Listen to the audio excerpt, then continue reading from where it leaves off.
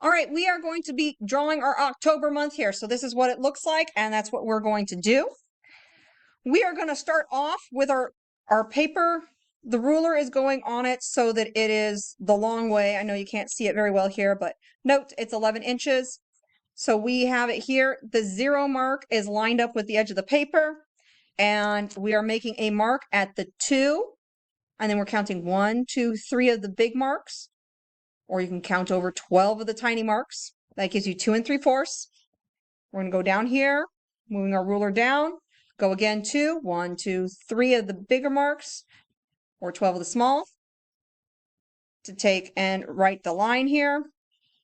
This creates our guidelines so we know how high our letters are going to be. For this, most of the letters are actually going to be the same shape as the body, but we're going to write O here and R here.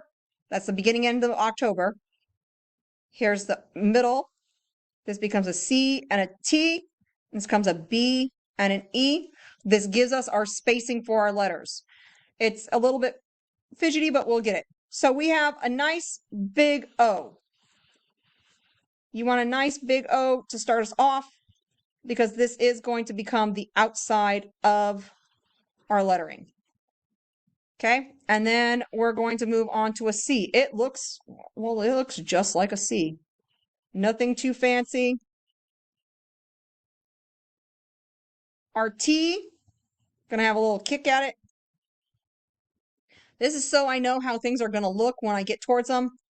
My O, gonna make it look nice and how I want it to be because it's going to be the outside of that letter already. Normally we talk about adding flesh to our skeleton's letters, but this time we're just gonna draw them out. Here is the B, and it looks like a number 6. And then our E is done by creating essentially a C and adding a mark. And the R is a line. And then I do a little kickback there. All right, so that is the basics of our lettering. Remember, you can always slow this down.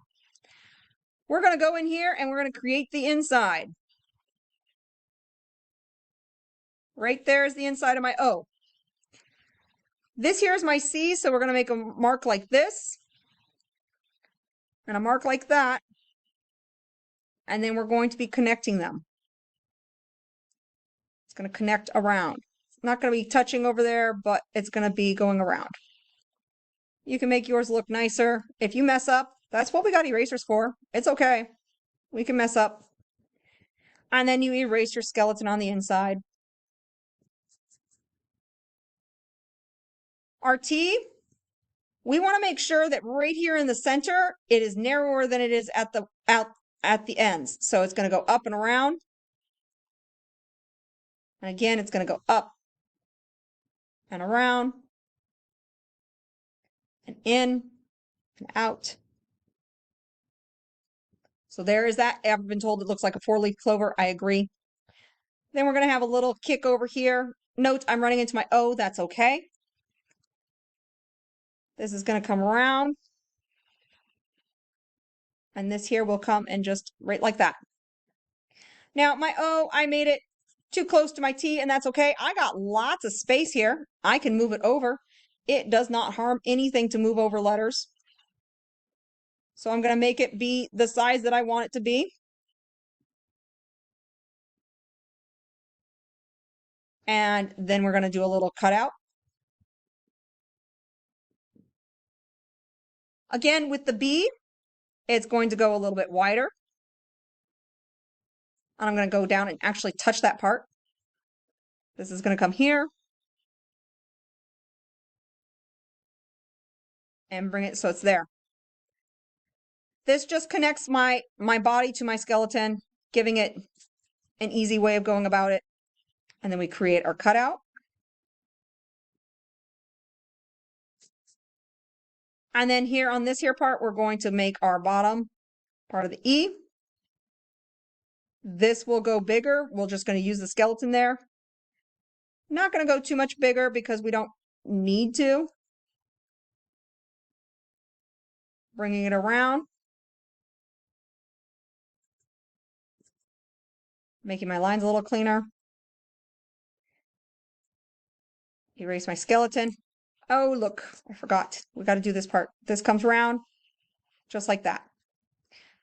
Again, create my cutout there. My R here, it's wider here. Remember at the joint, we want to have it more narrow. Comes up, a little bump. Have it come around because we can make it look fancy. Give it a big thing. And then this here is just going to be a really round mark right there. And again, erasing my skeleton. So I'm all ready to go. Now, this is the part where it makes it look very cool. We want to make sure that we understand exactly how it is to draw a drip. I forgot to erase my skeleton and my T. There, that looks easier to read. We're going to zoom in. I'm going to use the top edge of my paper here so you can see what we're talking about. A drip is made up of two main things. It is the body of the water, which is usually an oval, and then the stream of the water that connects it that gets thinner as it's longer. So it is essentially a concave line, and it's just a curve. It's a small little curve. And then I erase on the inside, and I have a very nice looking drip. So if I have a longer drip, and we'll do one here, or a shorter one, I'm going to go and erase the top parts of these because that makes it easier when I'm doing this. This here is going to be a long, narrow, which means this gets to be really skinny. And because this one's shorter, it's a little bit wider because there's not as much. So that is how you do drips. And note, I did a little rounding up here.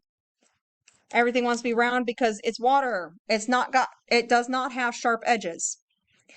So that is our basic anatomy of a drop or a drip. We're going to go over here, and my requirement is a minimum of 7 different drips on each letter. So we're going to start here, and we're going to go and put a nice big oval here. I'm going to do one here. I'm going to do one here. Do one here. So that gives me 4. I can erase my stuff from down below here so it doesn't interfere.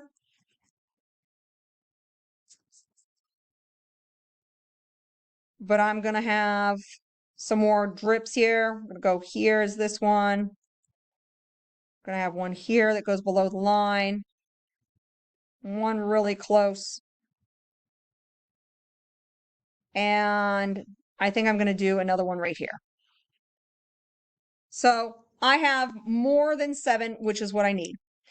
I'm going to erase the top part of my ovals. And also, if it's going through my lettering, I'm going to be erasing that part also. I'm going to erase a little bit of my space where I had drawn my letter flesh. Now to do this, this here is going to be coming up and it's going to curve in and just build in directly into the side. This is the area and it's very small. I just do a little small curve, just a small curve like that. For this one here, it's going to come around and it's going to go in. And right here, this one's going to go out. It's just a small curve, just that little bit that we're adding. This one's going to come in. We want to make sure it's rounded up here. That's the important part. And this comes in and rounds there. This one flows around and goes there. And then it goes back like that. Again, we're going off the side of our O. Down here. It's going to come down and go around. And note how I'm curving it here. We want to curve it so that it goes and connects to the next one.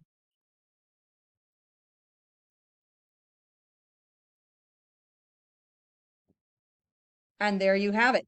I have more than 7 drips on my O. That letter's all done. I'm going to go through and I'm going to decide where my circles drips are going to go. So I'm just going to put ovals everywhere I think I need a drip. And then I will make sure that I go back in and fix it. So it is really up to you where you want to put things. So I'm going to decide I'm going to have a drip that's coming down here. It's going to be a bigger one. It's going to go on from the up above. And I'm going to have a smaller one here. One right here. I think I'll have one here. And then I'll have a slew of them down here. And again, I have more than 7, so that's what I need. We're going to go and do one right here. One right here. There. There. There.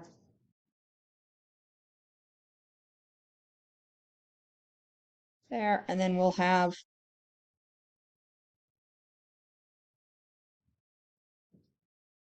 there. So let's go and continue on. Here we go. Let's do here and here. Let's go here. And here. Do another one up there.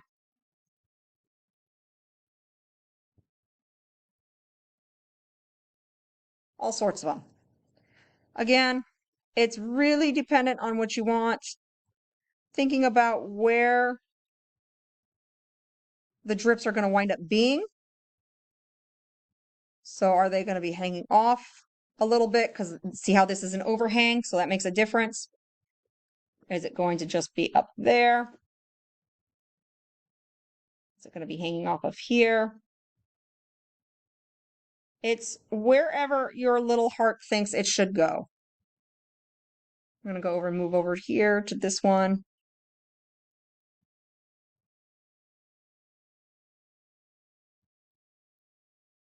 Making sure that I'm just deciding, okay, this is where it's going to be. And figuring out if I like it or not.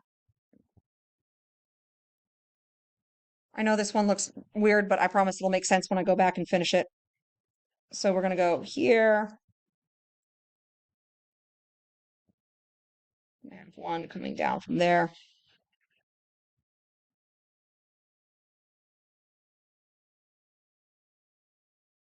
There.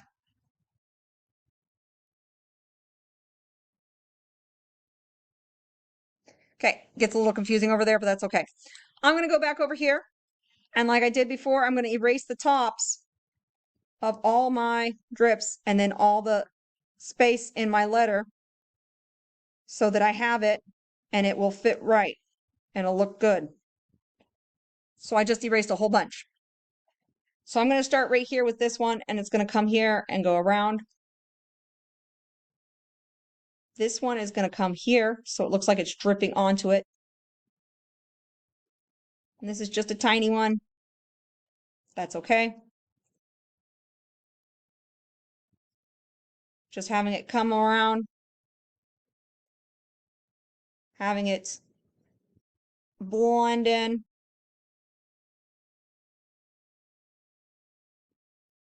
And that's how we get those little drips. So I'm going to continue working here. If you need to, you can slow it down, but I'm going to pretty much just do exactly what we just said. Over and over, covering all these little drips so that we have them ready to go. And you can slow it down or you can just do your own thing and catch up afterwards and see where I'm at. So I'm going to be silent for now.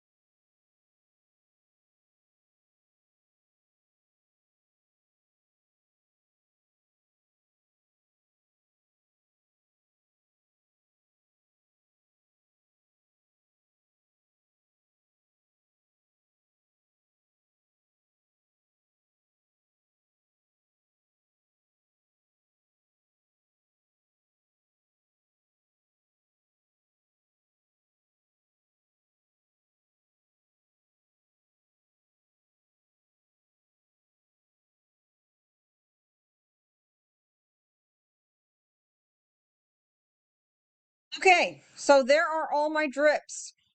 All of them. Looking good, right? Happy, happy, joy. Oh, I missed a line here. Gotta make sure I go fix that.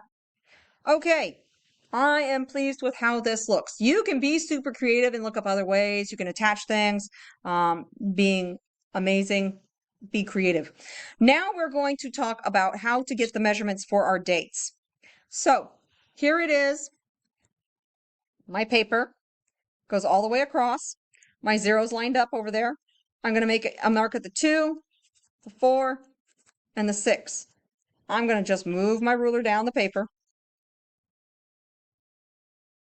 And I'm going to make again a mark, making sure my zeros lined up with the edge of the paper. A 2, a 4, and a 6. And then I'm going to take my ruler and draw my straight lines, lining up those little tick marks, hash marks, with the edge of the ruler. They're already flat, so they lie right against the edge. So I now have those 3 marks. I'm going to do that again, right here, 0 lined up, at the 2, 4, and the 6. Pushing it down here again, the 2, the 4, and the 6, and lining it up.